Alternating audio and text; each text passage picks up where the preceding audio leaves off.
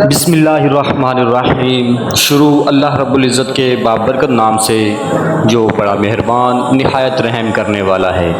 السلام علیکم ورحمۃ اللہ وبرکاتہ۔ ناظرین کرام، آج کی اس ویڈیو میں آپ حضرات کے سامنے حضرت سلیمان علیہ السلام کا چونٹی سے اس کی خوراک کے متعلق پوچھنے کا بیان لے کر حاضر ہوا ہوں۔ تو آپ لوگوں سے گزارش ہے کہ ویڈیو کو شروع سے لے کر آخر تک ضرور دیکھیے گا، ویڈیو کو لائک، شیئر اور چینل کو سبسکرائب ضرور کر دیجیے گا۔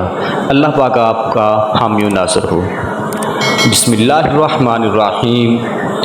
ایک بار کا واقعہ ہے کہ حضرت سلیمان علیہ السلام نے ایک چونٹی سے پوچھا، تمہاری سال بھر کی خوراک کتنی ہے؟ تو چونٹی کہنے لگی، چاول کے 2 دانے۔ تو حضرت سلیمان علیہ السلام نے چاول کے 2 دانے چونٹی کے سامنے ڈال کر اس کا سوراخ بند کر دیا۔ پھر 1 سال گزرنے کے بعد حضرت سلیمان علیہ السلام نے سوراخ کھول کر دیکھا تو چونٹی کے پاس 1 چاول کا دانہ ابھی بھی باقی تھا۔ حضرت سلیمان علیہ السلام حیران ہوئے اور چونٹی سے پوچھنے لگے کہ چونٹی، تم نے 1 چاول کا دانہ کیوں بچایا ہوا ہے؟